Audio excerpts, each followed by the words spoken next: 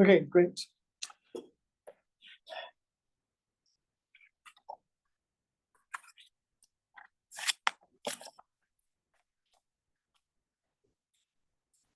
All right, so last time what we did was I showed you how it is possible in a very simple model of a magnet to have a long-range order. The important thing about that was that we found that long-range order was not mandatory. In 2 dimensions, by thinking about the energy and the entropy, we were able to see that it's possible below the critical temperature, but to minimize the energy means that you have a state where you have order and you have no domain walls. And these were the domain walls. And we saw that the long-range order was when you have everything is more or less ordered and there is no fluctuations of these domains here, which can destroy order. So basically what we did was a calculation that showed that if I start off with an ordered ground state, I showed that it was stable to thermal fluctuations above, for some finite temperatures above 0 temperature. And I was also able to estimate by comparing the energy and the entropy. I was able to see when the energy and the entropy balanced each other, what is the temperature that they balanced? And the answer was that it was this temperature here. And so the critical temperature is now estimated by this calculation. But before we did that, we did it in 1 dimension, and we did the same calculation in 1 dimension. So our domains there were just 1-dimensional domains, so a domain like this, or a domain like that, with a domain wall between them. And then we looked at what is the entropy, how many ways there are to put that domain wall between those 2 domains, and then when we constructed the energy minus the T times the entropy, the free energy, what we found was that the free energy difference when I have a domain wall or when I don't have a domain wall are very different. In particular, as I look at the change in free energy, that change in free energy for 1 dimension does not involve n over here, but it involves n here in the entropy. And so what that means is that to make the free energy as small as possible, into minus infinity, all I have to do is make the system size go into infinity. So in other words, that calculation told us that if I start off with a domain, that domain is unstable towards breaking in half, and then those domains are unstable to breaking in half, and so on and so on and so forth. And so eventually there will be no order. And so what we learned was that there is no possibility to have long-range order in 1 dimension. And I told you that in fact one can generalize this to systems which have arbitrary range interactions which are parallel-like, and as long as the interaction becomes faster than 2 with distance, then you will still be able to get this argument working, and there'll be no long. On the other hand, if the interactions decay very slowly, then what happens over here affects a spin as far away as you like. And because of the way that the dimensionality enters into this calculation, it turns out that actually it is possible to have long-range order in 1 dimension if you have long-range interactions. So in our calculation, of course, it was very simple. We just assumed you had nearest neighbor interactions, but it applies to any finite range interaction system. Okay, so that's all great, and all of that works because we have a discrete symmetry. Spins are either up or spins are down. And you can generalize this to things where spins can be up, or it can be sideways, or it can be down, or any different direction, or anything like that. So these arguments rely on there being a discrete symmetry. So now I want to talk about what happens when we have a continuous symmetry. So let's talk about what I mean by a continuous symmetry. So let's start off by giving an example of a system with a continuous symmetry.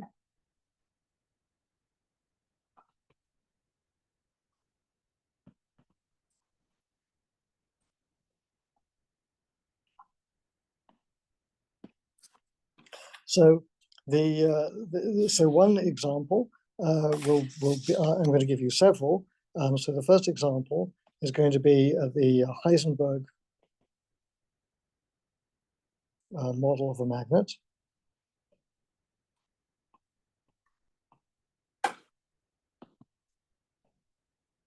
So In the Ising model,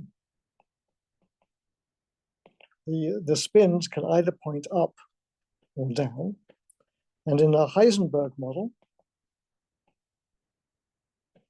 they can point in any direction you like, etc. So the Hamiltonian for a Heisenberg model,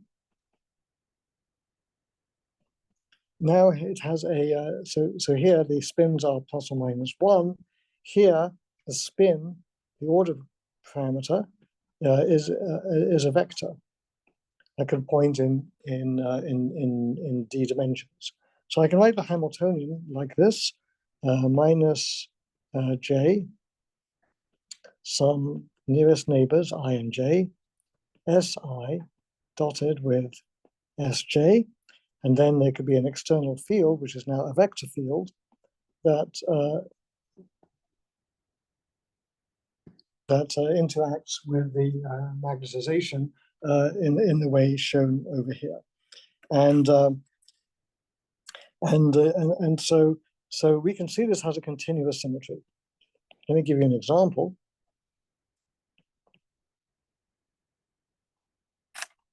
So in the continuous symmetry, I can let's suppose that the S is a vector like this: Sx, Sy, Sz, and it's at each lattice site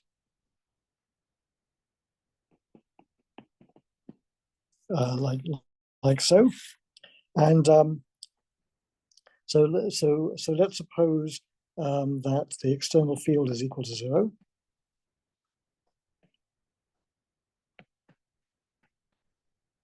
So we're just looking at the intrinsic properties of magnets. So now you can see that the Hamiltonian just depends on the angle between the spins.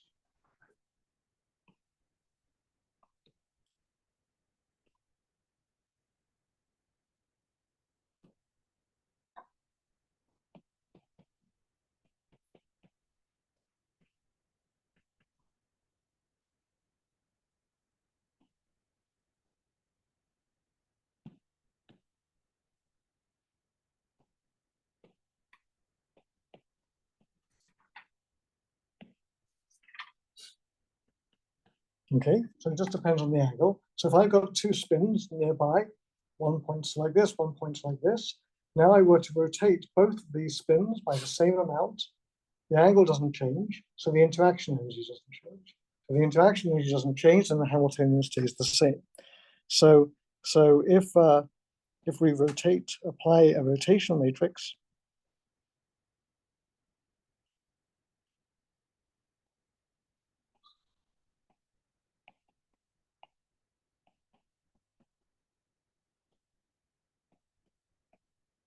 to the spins, so I take the Hamiltonian, I now have some rotation matrix R acting on all of the spins.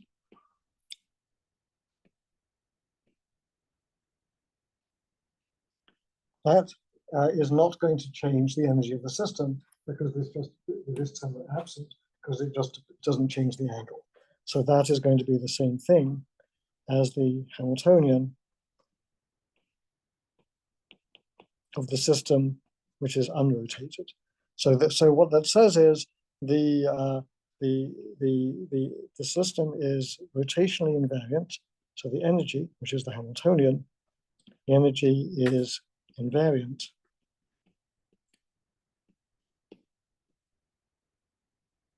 under global rotations of the spins.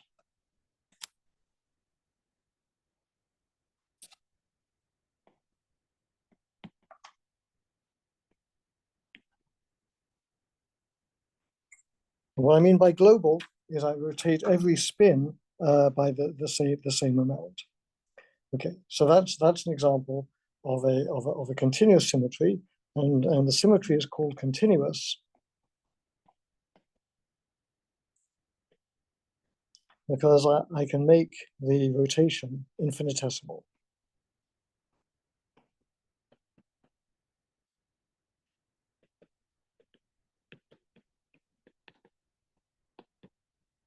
Whereas in the discrete symmetry case, the Ising case, the symmetry transformation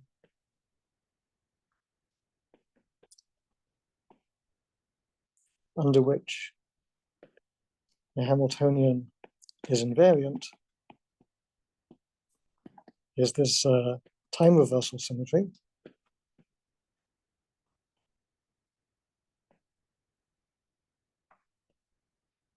And that symmetry was take each spin and multiply it by -1. So I changed the direction of the spin. That cannot be made continuous. It's either you do it or you don't. So this is discrete.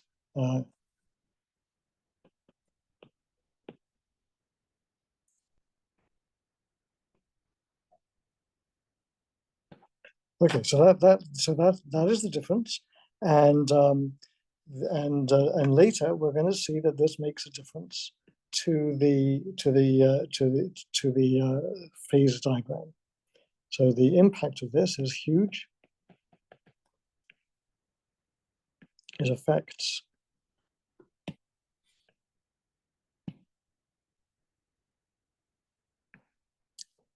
the phase diagram. It affects the behavior in the ordered phase.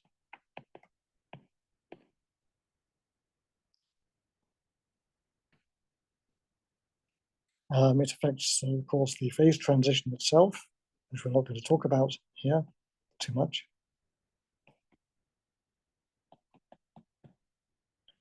And so it's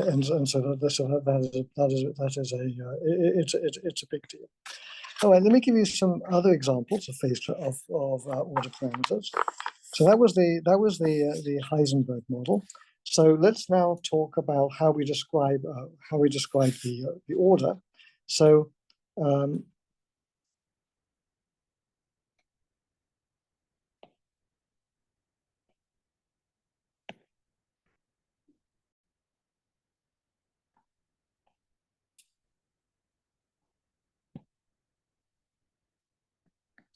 So we describe the ordered phase as follows. So we're going to say that so in our model, the spin has magnitude 1. So it's just, we don't care about the magnitude of it. And so but points in arbitrary directions.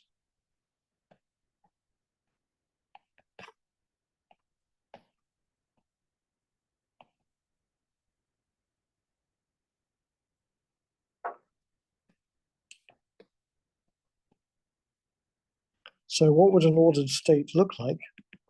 Well, if we're above TC, then what we would say is I look at the magnetization. So this is 1 over n times the sum from I equals 1 to n of the expectation value of this vector. And for t greater than tc, m is equal to 0. That means that all the spins are pointing in random directions. When I average over the whole system, I'm going to get 0. But if I'm below tc, then the system can order. And so then what will happen is that the m will have some magnitude, which we need to determine, and then it will point in the direction of some unit vector. And n will be determined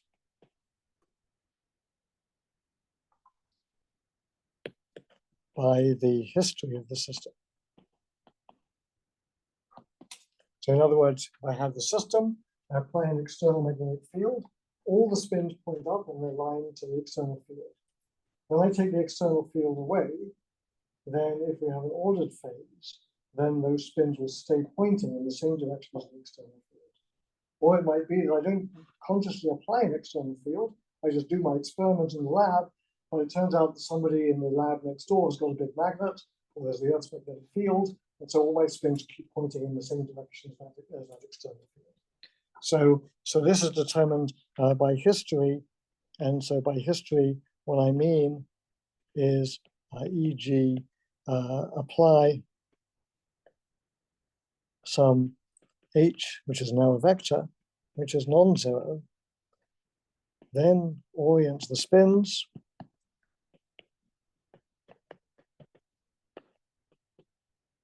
then send h goes to 0, and if t is greater than tc, the spins will subsequently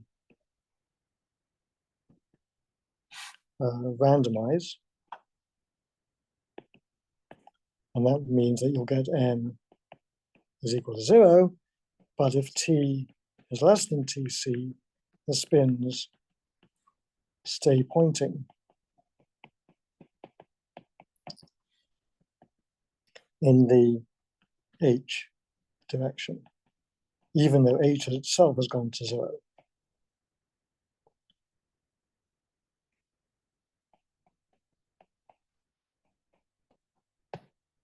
Okay, so that's the remnant magnetization. So this is what really happens when you have a spontaneous symmetry breaking. Okay, so let's introduce a bit of language. So so the language I want to introduce is the language of the symmetry group. So what I told you a few minutes ago was, if I take the Hamiltonian function of all the spins, I apply some rotation,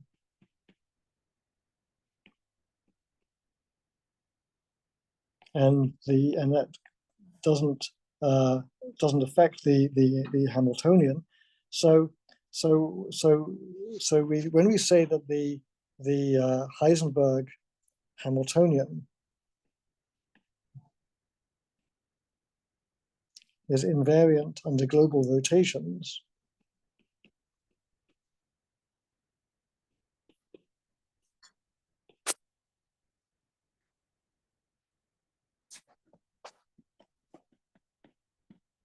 which space do I mean?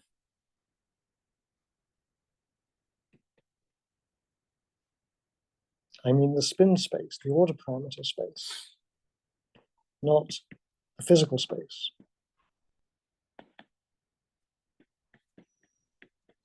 Okay, so when I applied the rotation matrix, I applied it to the spins in the Hamiltonian that interact through that cosine of the angle between them. But, and you're thinking, well, it's just space, the order's pointed space, so it's in 3 dimensions, so the spins point in 3-dimensional space. But that's not necessarily true, so we have to distinguish. Between the spin space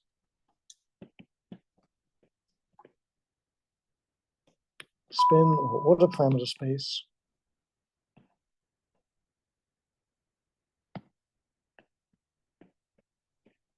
and real space. Okay, so remember, here's my lattice, d-dimensional lattice.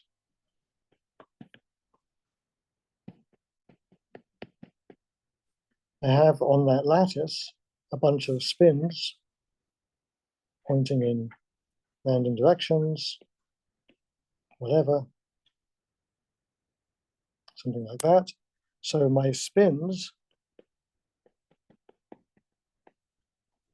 it's a d-dimensional lattice of n lattice sites. But the spin, each spin vector might be SI1, SI2, SI3, SI little n, like that. So this can be an n component vector.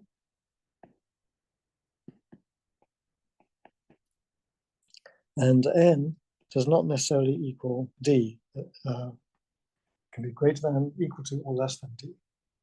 So this n describes the order parameter dimensionality, or the spin dimensionality.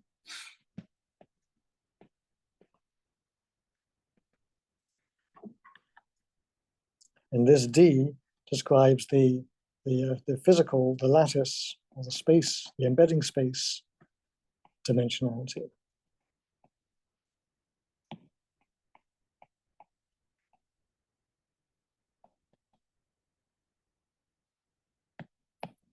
And so when we do the rotation, the rotation R is in the spin space or order parameter space.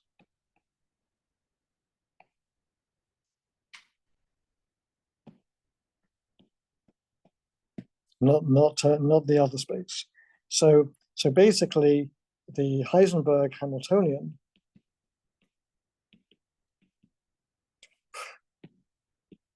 start again. The Heisenberg Hamiltonian is invariant under ON rotations in order parameter space or spin space.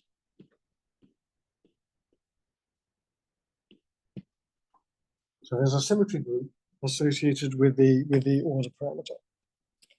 Okay, so okay, here's a simple question. So what about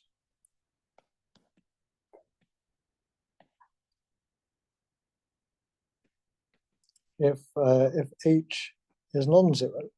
Apply an external field. What is the invariant? What is the symmetry group?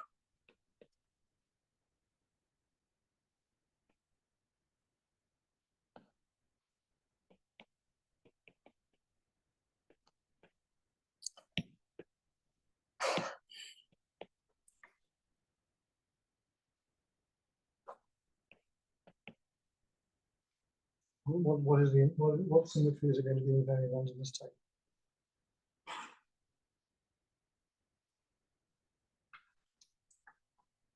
I think O2, because you can rotate around the axis of the field. Right, but it's not really. But why do you assume n is equal to 3? O of n minus 1. O n minus 1. Right. So I'm pointing in some direction in spin space, and now whatever configuration I have, if I rotate about that axis, it will be invariant.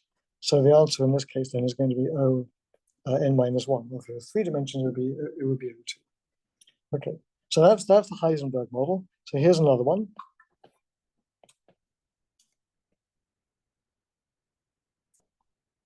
This model is called the XY model. So in the XY model, what I say is that the spin has 2 components, S1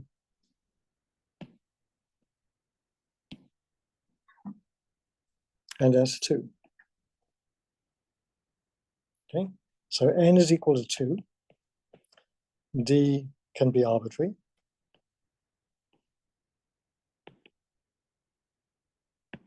So I would have S is a function of space. So the dimensionality of this, X is equal to, say, X1, X2, X3, XD, where D is the dimension of space, which might be 3, might be 4, whatever you want it to be. And then this thing is n-dimensional. And in this particular model, n is equal to 2.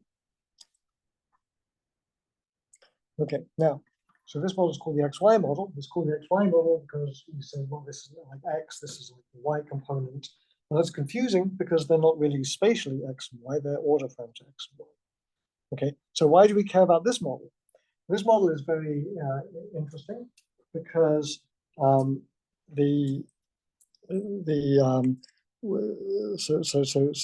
let's say who cares about these models?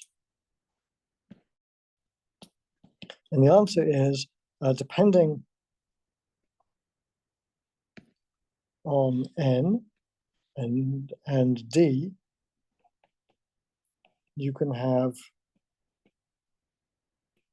different possibilities of ordering.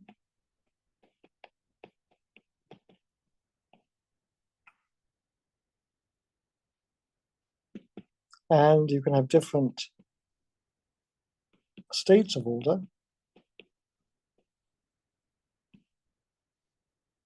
And different phase transition universality classes.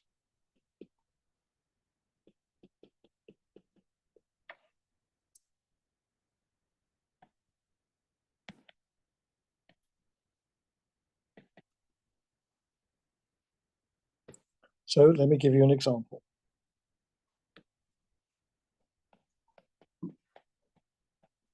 So last time we showed you that for the discrete system,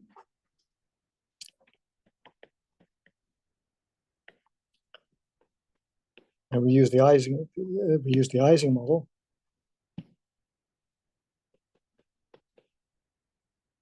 We show that that does not order in d equals 1. Okay.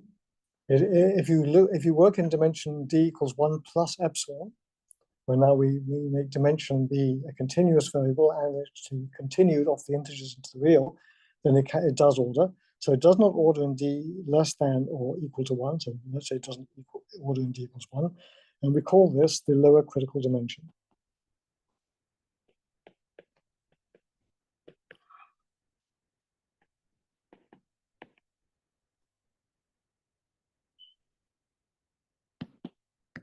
There was also a upper critical dimension, which those of you who came to the phase transitions class last quarter will remember. The upper critical dimension was the dimension above which the critical exponents are mean field exponents and agree with dimensional analysis, and renormalization group corrections to those phenomena don't occur. So this is the lower critical dimension. Now let's ask, well, what is the lower critical dimension?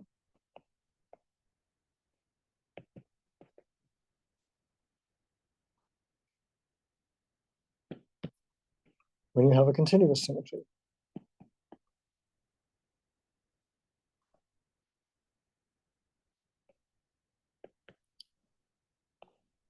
And you're going to work this out in homework, and the answer is it's 2.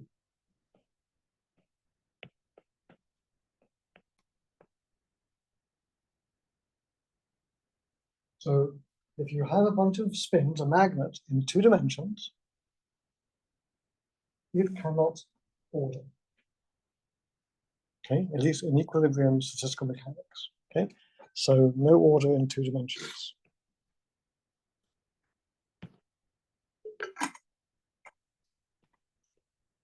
So this is again, it's a different argument than the one that we did last time, the piles argument. This one is very interesting, and you'll be able to work it out. Okay, now this is kind of surprising. Specifically, it's surprising because Mike Kosterlitz and David Fowles won the Nobel Prize a few years ago, and they won the Nobel Prize for a transition that occurs in 2 dimensions, the continuous symmetry, called the Kosterlitz-Fowles transition. So did the Nobel Prize committee make a mistake? They didn't. There is an order, but it's not the order that you're used to. So this is an order that does not have an order parameter, and it's the first example of topological order. So no order in d equals 2. So what that means is, but it is possible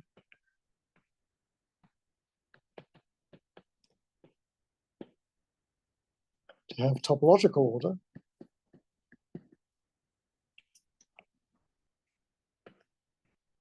with no local order parameter.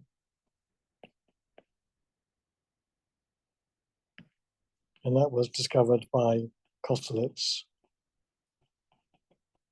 and Fowles.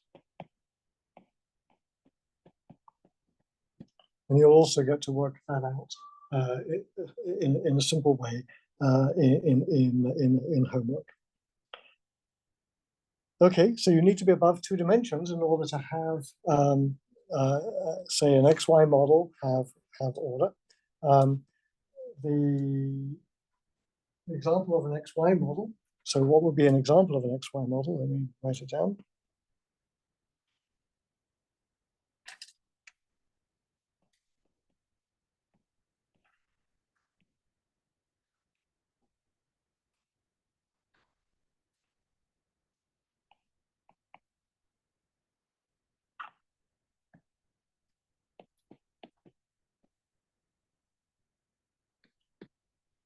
So you could say, well, just have a 2-dimensional magnet, and it's possible to make magnets that have an easy plane of rotation for the magnetization. So that happens.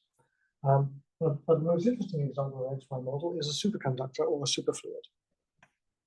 So it could be an easy plane magnet.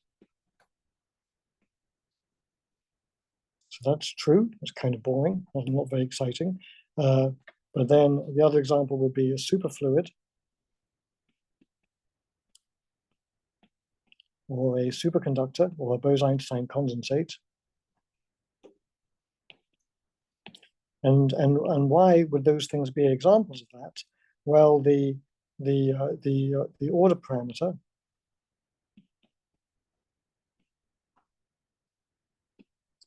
is a wave function. It's a wave function that describes the collective behavior of the system, and wave functions are complex numbers, and so a complex number is a 2-dimensional vector. So the order parameter is a wave function, and that wave function describes collective order in the system. So that psi is a complex number, i.e. is psi real plus I psi imaginary, and so that's like a 2-dimensional vector.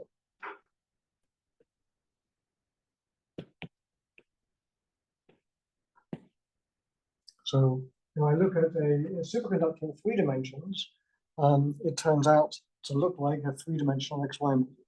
And in fact, for those of you interested in phase transitions, the first example of a phase transition in a superconductor was observed by us in 30 years ago this year, looking at high temperature superconductors where the fluctuations are very large, and the behavior is that of the 3D XY model, and we could measure all of the critical exponents and all of the phenomena associated with that, but not in a magnet, but in a superconductor. Okay, so that's the XY model. Let me give you another example. So this example is superfluid helium-3.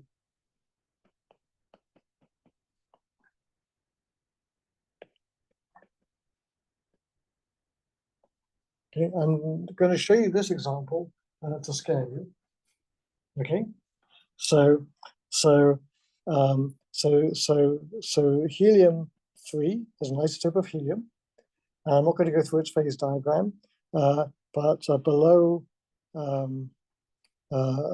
some, I don't know what the exact number is. I don't know. So it's something like 1 millikelvin. Below about 1 millikelvin, it becomes a superfluid.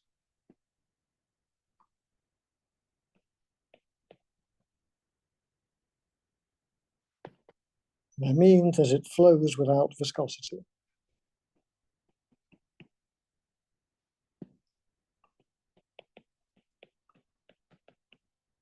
And does other things too.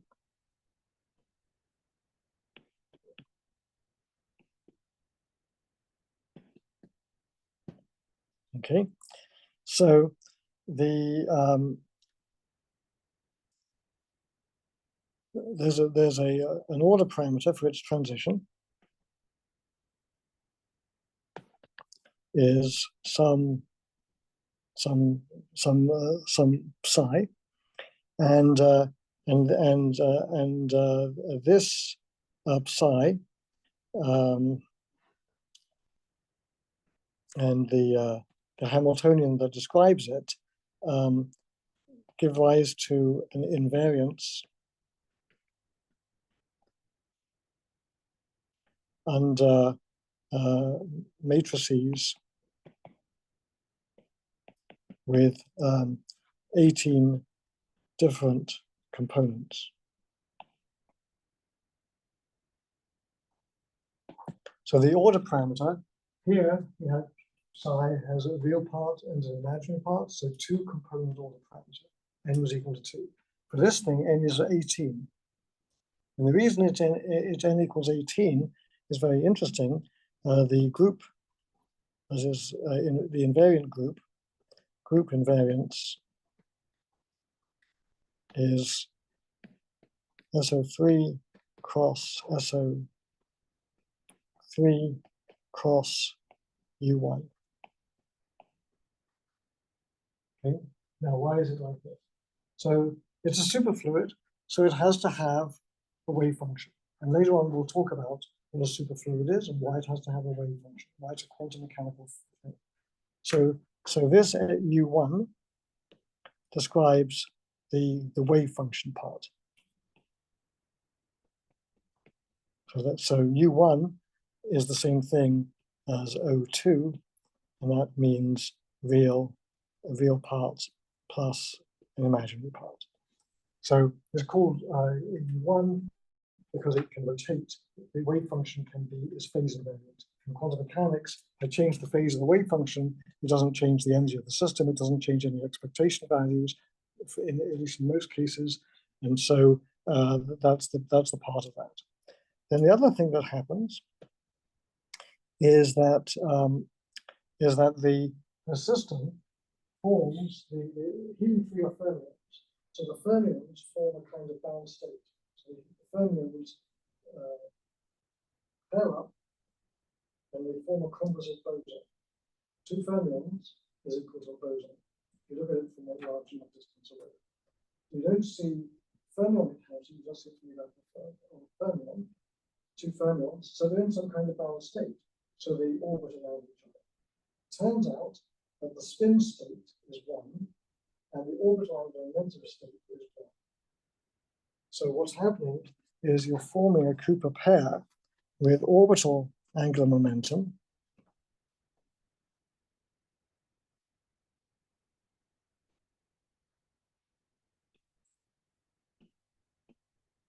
L is equal to 1, and you're forming a spin state, spin angular momentum,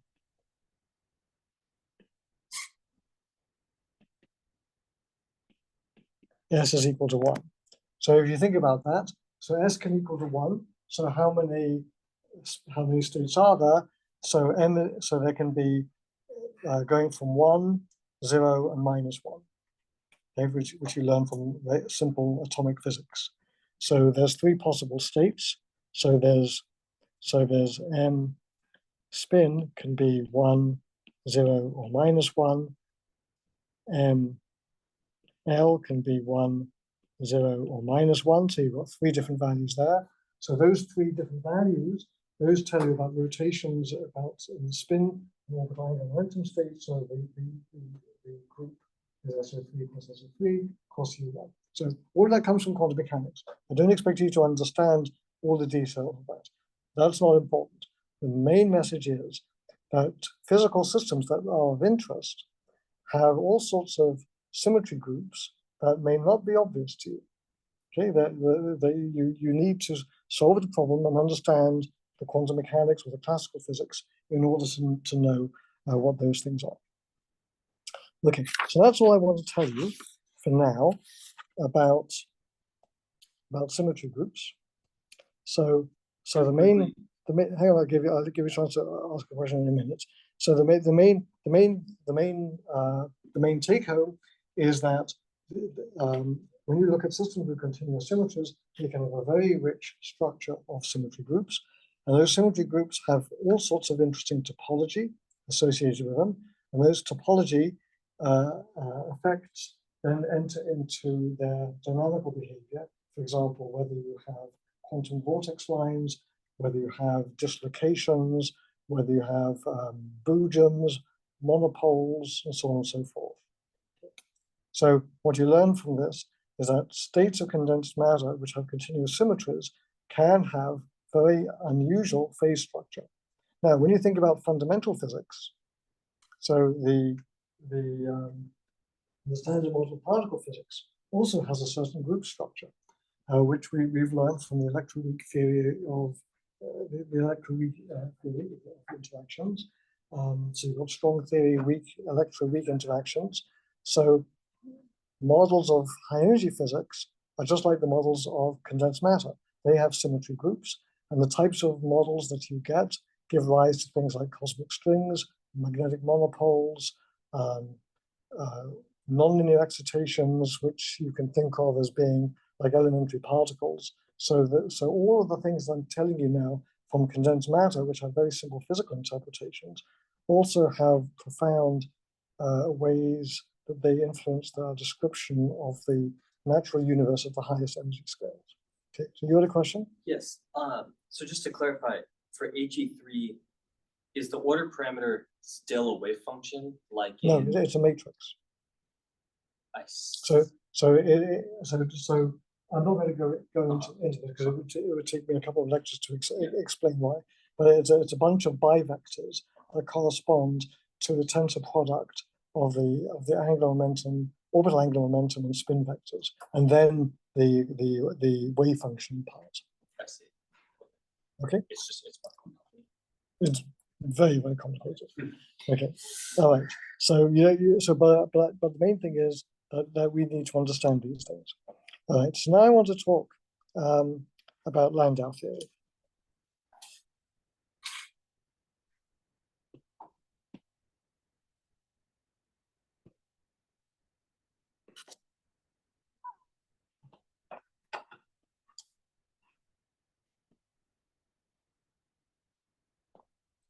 So what my goal is in this section is I want to teach you a phenomenological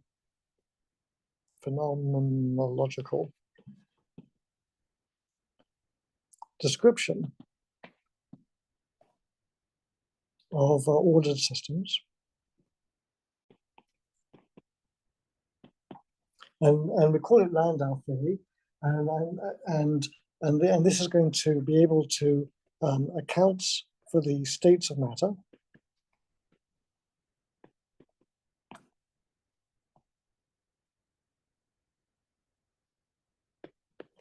And it accounts for the excitations,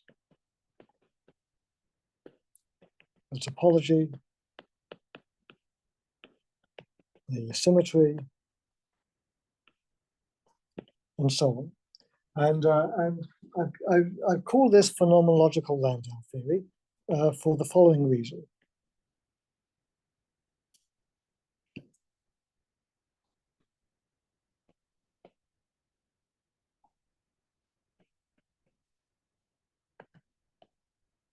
So those of you who came to the course last quarter, we started off from microscopic models of physical systems, typically the Ising model, and then we learned how to do calculations directly from that microscopic model.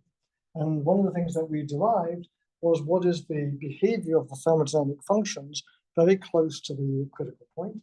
And we saw that there were simplifications, and we actually derived a simplified equation of state and a simplified thermodynamic description of that, which we called Landau theory. And we basically derived it from the underlying microscopic model.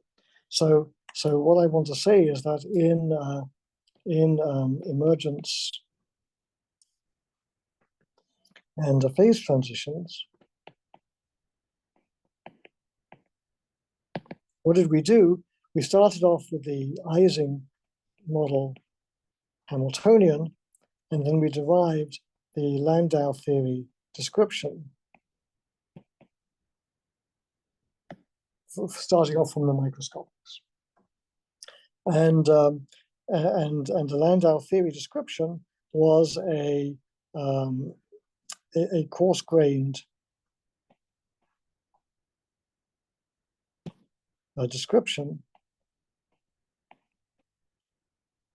of the system at large length scales.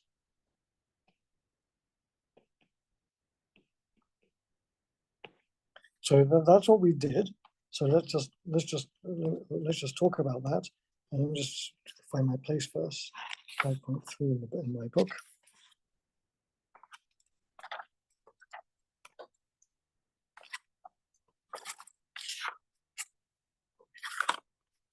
Okay. So that's what we did, and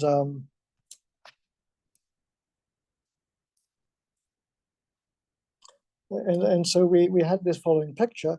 If I think about the statistical mechanics, what I want to compute is the partition function, which is e to the minus beta times the free energy, and that is equal to, amongst other things, the trace over the degrees of freedom of the Hamiltonian of the system. And if I write down degrees of freedom as S, so that was how I do statistical mechanics. So I compute the Helmholtz free energy related to the partition function by this formula here, take e to the minus beta h, the Boltzmann factor, my degrees of freedom, sum of all possible values of my degrees of freedom, and that gives me the thermodynamic free energy. So this is thermodynamics over here.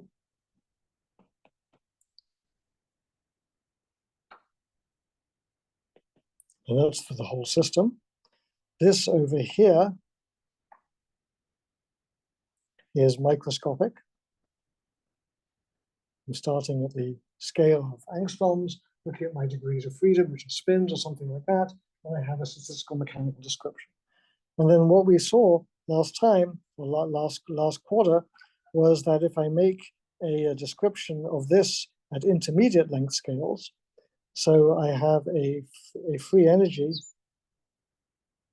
which I call the Landau free energy, which depends on some coarse-grained variable, which I call psi.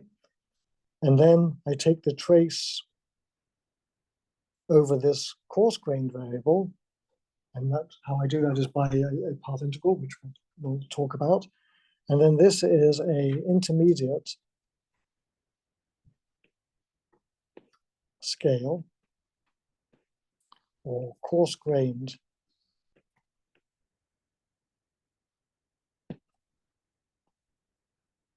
description.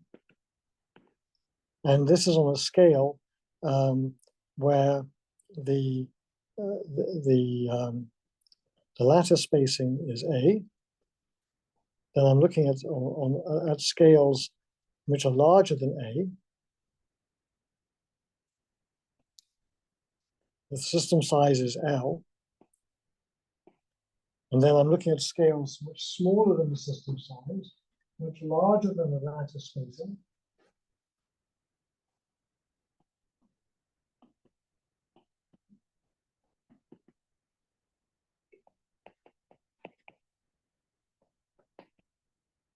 And on those intermediate scales, this was an appropriate description, and we did a kind of calculation of what L had to be. And we derived that from statistical mechanics using some dirty tricks, but we kind of derived it. So what we're going to do here is we're going to, in this course,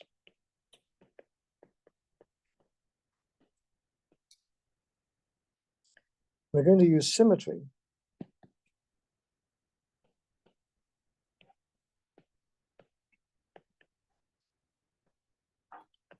to construct this Landau type of description.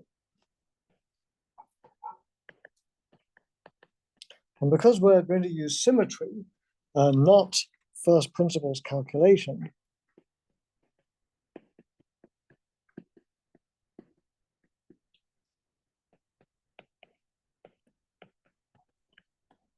then we call this phenomenological.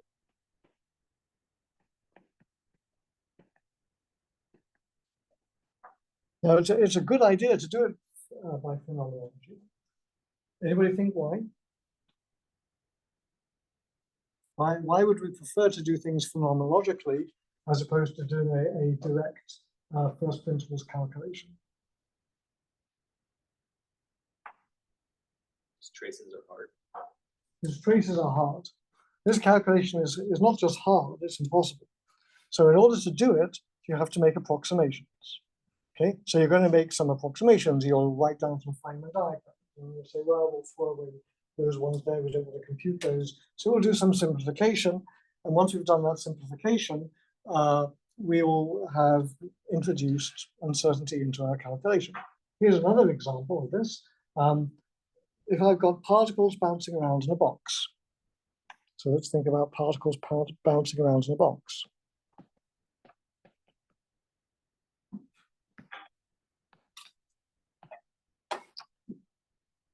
I want to write down the basic equations of fluid mechanics. So there's two ways to do it. So way number one is I have particles bouncing around in a box.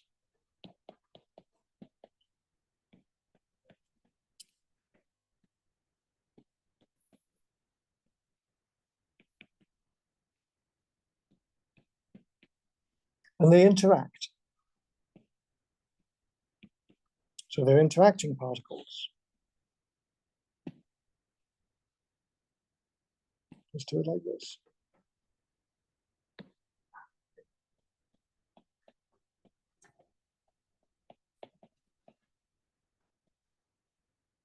Okay. So I can't use the ideal gas law. I have to compute their collisions. So somebody did this. This was Mr. Boltzmann.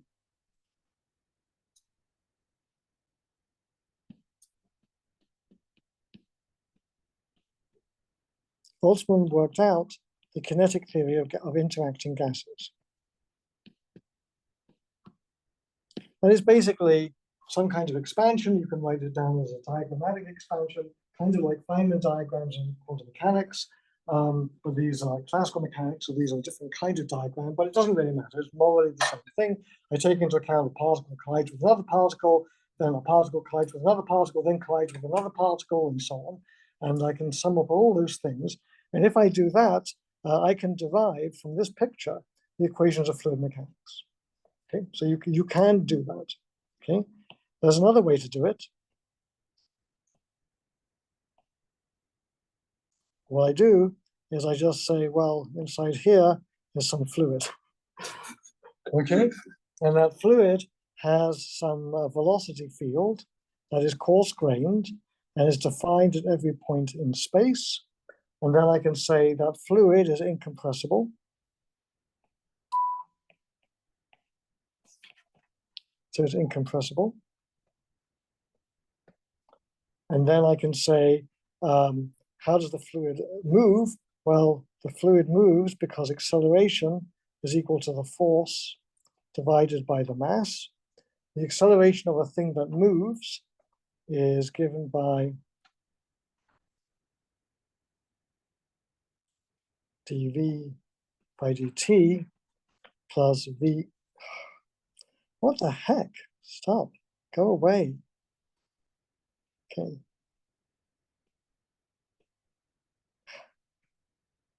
What is that? Go away. Why is this thing here? Huh? Looks like a little text. Yeah, I know. I don't, it's a link or something. Okay, delete it. Good. Thanks. Go away. Don't. Oh, your pen is in text mode. So every time you draw, it's trying to make Okay. it small. Okay. Right. Thanks. So I get this equation is equal to minus grad p plus eta del squared v. Okay, I'm going to derive this for you in just a second. And you're thinking, wait, there's no space. How can you even derive this? Well, I can derive this. This is just equal to acceleration. Okay, acceleration is dv by dt. There's another term. I'll tell you where that comes from in a minute. The other term comes from the fact that if I'm looking at the acceleration of a bit of fluid, as it accelerates or as it moves, the place where it is has changed. And so that gives you this term v dot grad v, and I'll show you where that comes from in just a second.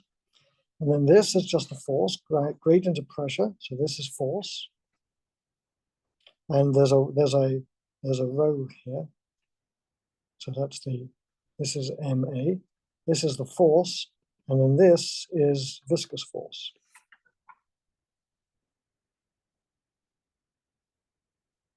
Okay. And I claim it has to look like that for the following reason. So let me tell you why it looks like this. So first of all, if I have any quantity phi of x and t is any quantity,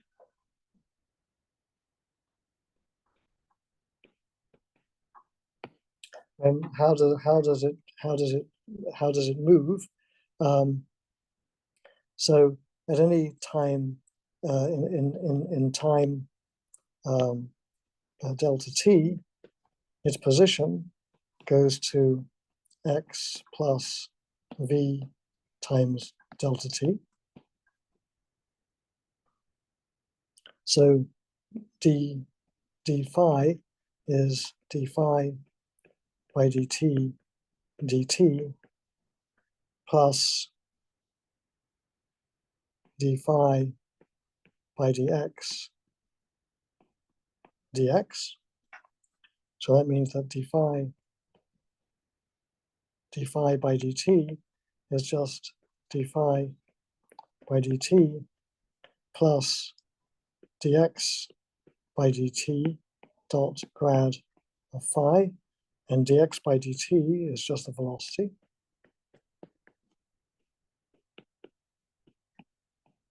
So that's how any quantity in a fluid gets moved over time delta t. So if I say that phi is actually the velocity itself,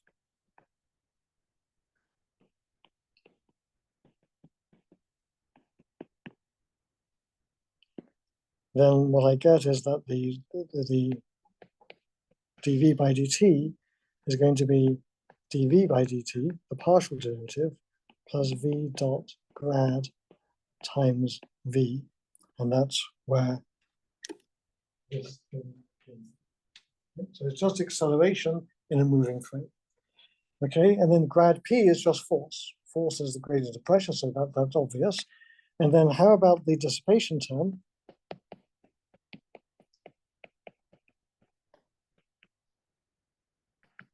So viscosity gives you dissipation.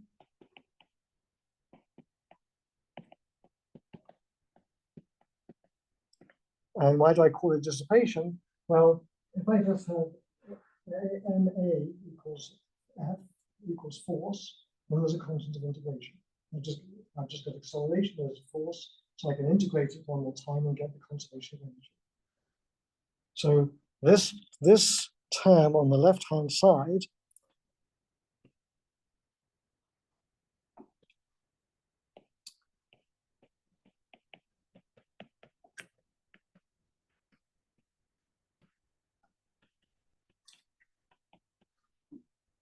is energy conserving.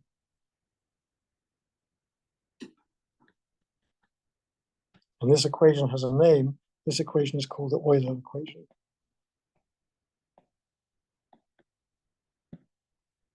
Okay, so that's just usual integration of Newton's equations of motion, conserve momentum, conserve force, I get energy conservation.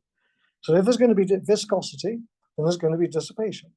So let's ask, what term could we add to this? What extra term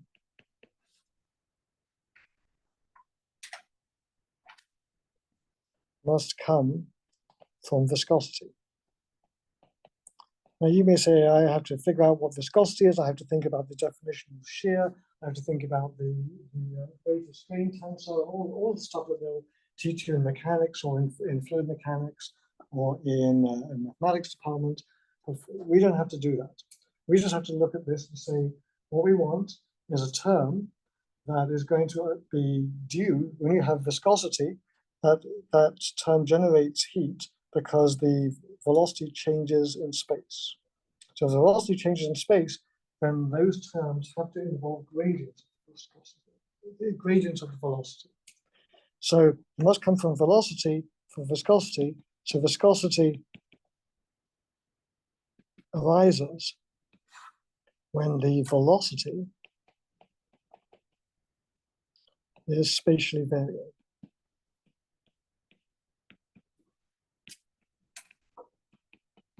Because if it doesn't spatially vary, if it's uniform, I could just go into a Galilean flame and it's just sitting there and there's no viscosity, there's no dissipation. So you have to have the lack of an inertial frame, so there has to be some spatial dependence. So it has to be spatially varying. Okay, how is it going to vary? Well, space is isotropic, so it's got to involve derivatives of v, but it also has to be isotropic. So the only lowest order term that is a scalar, or sorry, a vector, that is rotationally covariant is del squared v. Is rotationally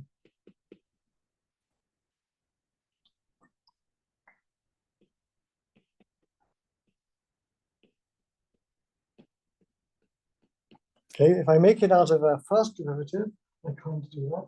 If I make it out of higher derivatives, I can of course do that. But the lowest order term that is invariant is this one. So this is the lowest order rotationally covariant term that involves gradients of velocity. And so that then gives us that so therefore there must be some coefficient that multiplies it.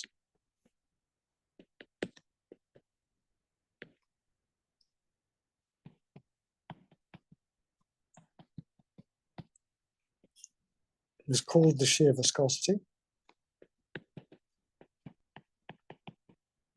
And I end up with the equation rho d by dt of v plus v dot grad v is equal to minus the gradient of the pressure plus, what do I call it, eta, del squared v. And this equation is called the Navier-Stokes equation.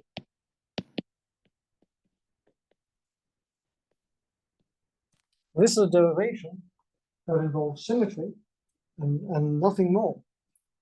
And the question is, okay, so this derivation took me about 2 minutes, and I probably could have written it down in 30 seconds if I wasn't explaining it, every single thing to you. And then on the other hand, there's another derivation that involves them, which involves kinetic theory and Feynman diagrams and interaction potentials and stuff like that, and ends up with the same equation. Okay? Now, which derivation do you find most convincing? Like if you wanted to convince somebody and they said, explain to me where does fluid mechanics come from? Would you give them this derivation, or I just gave you, or would you give them this one? How much time do I have? Infinite amount of time. The question is whether you can be persuasive or not. Okay, which is the better derivation? Which one sounds less like bullshit? The one on the left sounds like it's more real, right?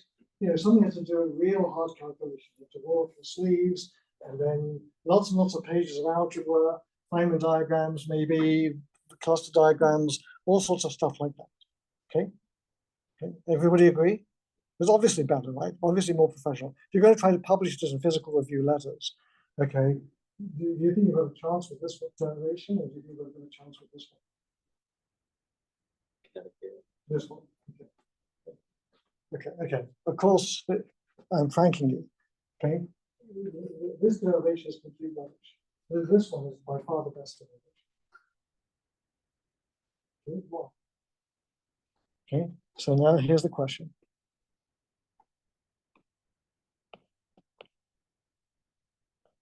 So is the phenomenological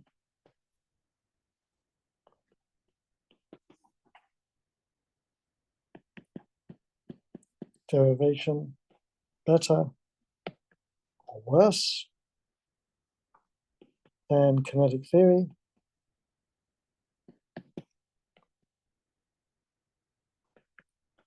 And the answer, at least my answer, is it's better. Okay, well, it's not just me, everybody who knows this stuff. Well, why? Okay, so why do I think this?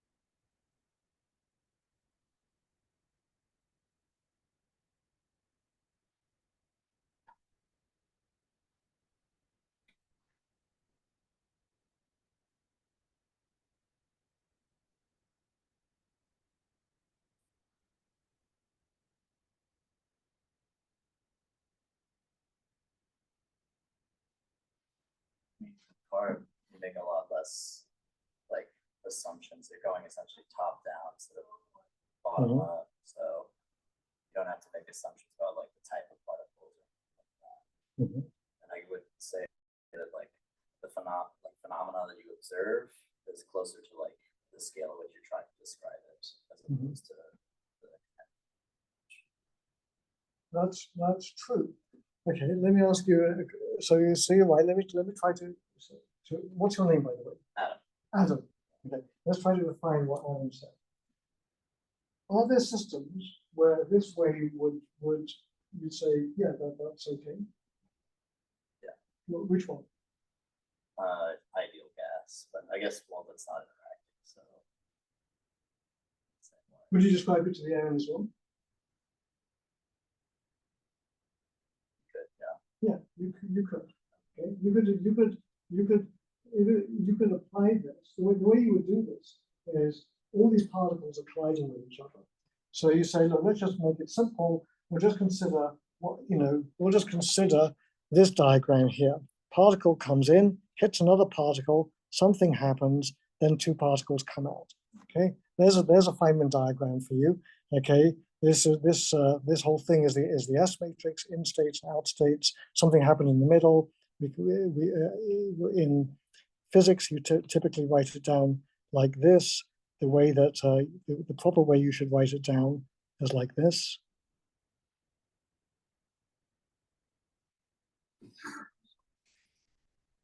Okay, and the reason you should write it down like this is because this is a simplification. Actually, this says, okay, fine, it's an exchange of some virtual particles. But actually, okay, well, what about, two photon exchange, three photon exchange, two photon exchange converting to a diquark pair, which then decays, and then the energy produces these particles, and so on and so forth. So this thing here, this bang, this is the S matrix. And this thing over here is a ludicrously simple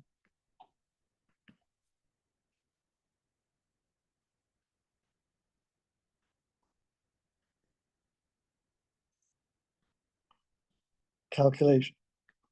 Okay, now it might work in situations like in quantum electrodynamics where you don't have very many things that can happen because everything is so weakly interactive, just like Adam was saying. Okay, so this approach might work for a gas. Now, how about your coffee cup? Your coffee. What's happening in your coffee? Convection. There is convection. Yes, great. We'll talk about convection. That's at large scales. What's happening from the point of view of this? What happens in your coffee? If you started to look at this and you said, oh, I can just do that. I can do things.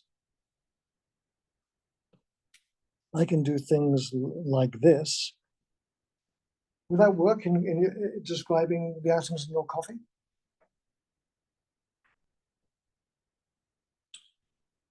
Probably to the extent that it would be similar to the air in the room, but it Do you probably would leave out some details that you probably want. Okay, so can you swim in there? No. Okay, Walk can you, along the can, bottom can, of the can you, pool. can you swim in the coffee? It depends on how hot it is. Can you transmit sound in coffee? Yes. Not much, right? The speed of sound is pretty high compared to, yeah, right? So, well, what is happening at the what would you say is the main difference between, say, a thing of air and the same volume of coffee? Is it the mean unobstructed path of the particle? Yes, the mean free path is much shorter in coffee because they're always banging into each other. So this picture of just saying, well, particles collide, something happens, and particles bounce off, and that's my description of the system. That's useless in coffee because there's so many of these things going on. It's much more like this, where this thing has got a million things happening than this. And so the approximation that you could make in kinetic theory is just particles bouncing around the box off each other like this. Doesn't work in coffee. But this works in both. This description here, the phenomenological one, works in both. Now, you say, well, does it really work? What about eta? Okay, eta is the coefficient of viscosity. In the case of a gas, I can calculate that if I know the scattering cross-section of the particles. Okay, so if you tell me what is happening at this vertex here, I can, in principle, do a very hard calculation and calculate this. But I don't really care about it anyway, I can scale it away. So I want to describe a liquid. I just say, fine, well, I can describe it by this phenomenological way. This is some coefficient that some experimentalists can measure. I don't care about that. And then, so I get some number, but then I've described all the phenomena in fluid mechanics. So the phenomenological description has a much greater range of validity because you can say, well, this is better because I can calculate the viscosity. So I say, yeah, I can calculate it for a very dilute gas, but I can't compute it for my coffee cup, for my coffee. So what use is it? I can't compute it for my plasma in a tokamak that's going to give us boundless fusion energy for save the universe. Can't calculate it for that either. So the point is it's better. Why? Because phenomenology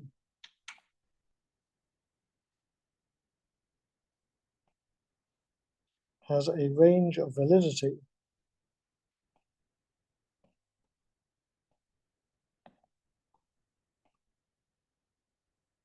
beyond simple diagrammatic perturbation theory.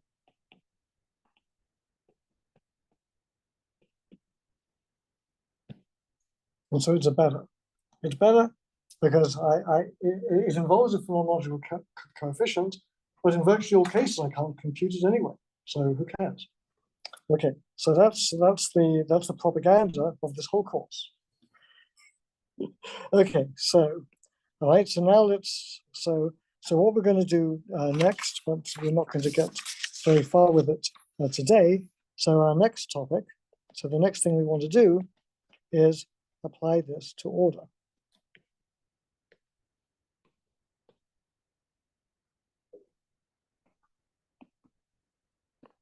And I think it doesn't make much sense for me to start that derivation now. So I want to conclude today's lecture, so that we'll do that next time, but I want to make an additional comment.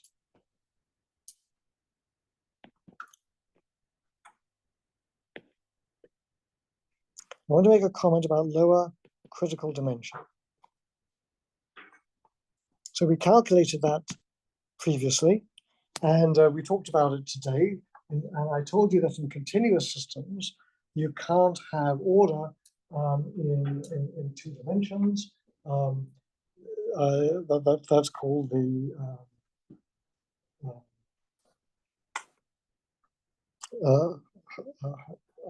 Mermin-Wagner theorem, or Hohenberg-Mermin-Wagner theorem.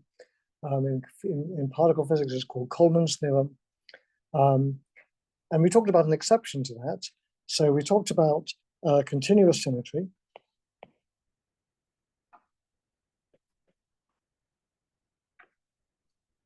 And we talked about D equals 2, where there's no long range order. Okay, of the sort that we were interested in. And then we talked about the exception, which was the Costas-Thales transition. So we'll call that topological order. But there's another one. And the other one is swarms or flocks. Okay? So I've just derived for you this equation here for the velocity of a fluid. Okay? So I can also write down a Navier-Stokes equation for the velocity in a swarm.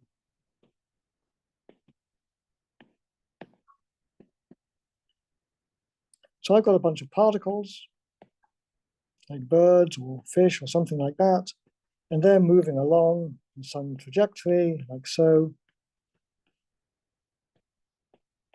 whatever they're doing, and they might be following each other and so on. Okay. So I can write down, here's a swarm, I can write down a velocity field in the swarm.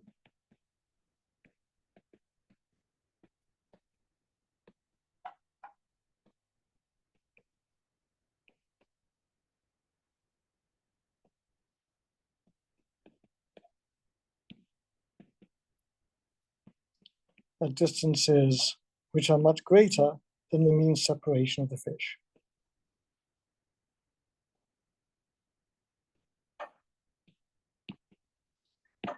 Okay, so what sort of equation should that velocity field obey? Well, you can work it out. I'm not going to do it here, I don't remember it, but it's something like this, but it has other terms in it as well. Because the thing about fish, or any flocking thing, is that they're not in thermal equilibrium. They're using energy, they're using ATP to flap their wings and flip their flippers and stuff like this. And they're also perceiving information that is coming from the other things in the swarm, and they're processing that information and then saying, oh, there's a bird in front, I better follow that bird and stuff like that. So what this ends up giving you, it gives you a kind of Navier-Stokes equation.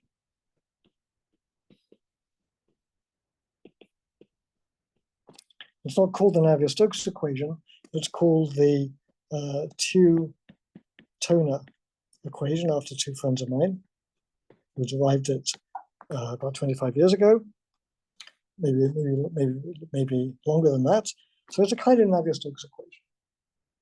And then you might say, well, let's have a look.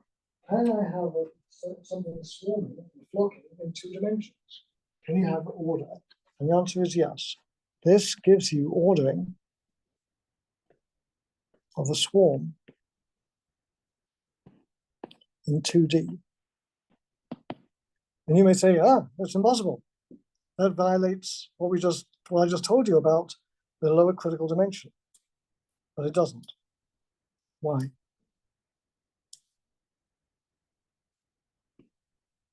That was for equilibrium statistical mechanics. Yep. So what's different? This is non-equilibrium. Okay, so what's different? There's dynamics. There's dynamics in equilibrium too.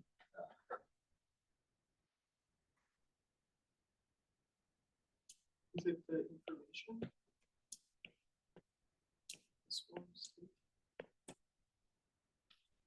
Kind of, yeah. I mean, I kind of already told you the answer, but I want you to translate it into statistical mechanics.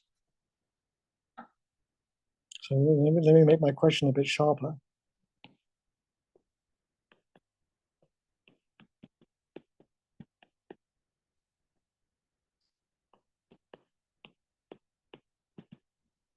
Remember that the way we derived the lower critical dimension last time was using statistical mechanics. We used energy and we used entropy. We did that argument, the piles argument, And I told you you can do a similar thing for continuous symmetry. Well, you didn't do it, but I told you could. So why is it not a violation of statistical mechanics? So it is non-equilibrium. So that's true. Yep, I agree with that. And what it is the particular thing that is different? What is the thing that you need in equilibrium statistical mechanics? So not everybody here may know it. Atomicity.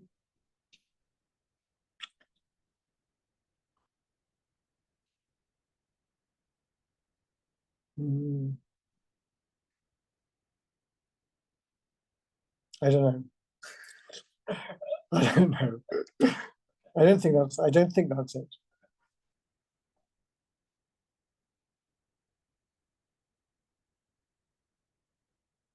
When you derived statistical mechanics on your mother's knee, what was the most important thing that you did?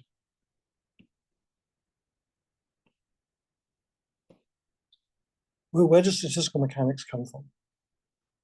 Size of the system. No. You haven't had me teaching it, so you may not know this, because it's quite possible that your earlier teachers didn't tell you this.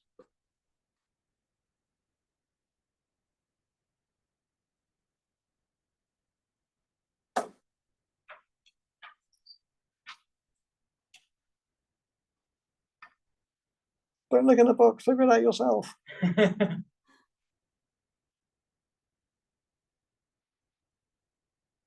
This would be hard. In my statistical mechanics course, I derive all of the, say, Fermi-Dirac distribution, Bose-Einstein distribution. I derive all of those things from this. Okay? And where they come from, never use the Boltzmann distribution. Okay, where do they all come from? They come from the principle of detailed balance. Everything you do in statistical mechanics comes from the principle of detailed balance. Okay, that says the overall rates in the forward direction and the overall rates in the backward direction all exactly balance if you're in equilibrium. Okay, if you haven't seen it before, then I'll need to let me know in Teams and I can explain it to you. Okay, it also is the fluctuation, it relates to the fluctuation dissipation theorem, which is also the foundation of statistical mechanics. So all of these non-equilibrium systems, they don't have no principle of detailed balance.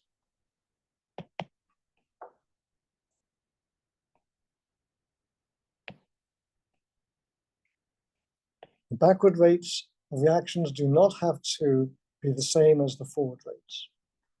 And so systems that are out of equilibrium have currents, they flow, they use energy, they dissipate energy, there's a direction of time.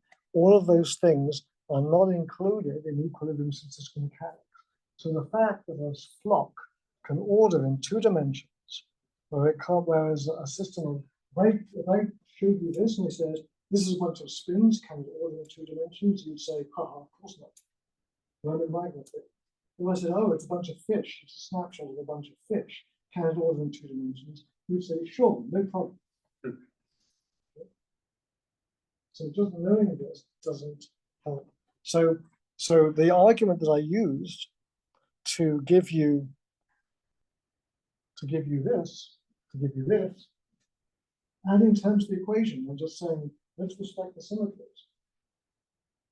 When you write down the equation for the flocks, Turner and Tube did, they said, well, we don't have to worry about detailed balance. So they can add terms into the Navier-Stokes equations that you do not have for regular fluid. And then you don't have to worry about violating the moment magnet theorem. Okay, isn't that interesting? It's amazing. Very simple thinking. It's very profound consequences. Okay, so we didn't get as far as I said I was going to this lecture because I distracted myself and went off on a tangent, but I think it was a good tangent. So now you're prepared to, next time, Wednesday, we'll talk about Landau theory, and we'll discuss how all these things happen in very simple description, and you would never have known those things. Things like the Higgs boson, super important, right? You can derive it in like 2 lines from phenomenological theory like this. Yeah. All right. In fact, you'll have this as a homework exercise. It's not 2 lines, but it's not much more. Okay. Any questions about today's lecture? A point back about the Heisenberg model. You were talking about how the ordered state is going to be pointing in some direction. Could you, in principle, have an ordered state which is precessing with some constant angular velocity? You could, but it wouldn't be in equilibrium. Okay. I see.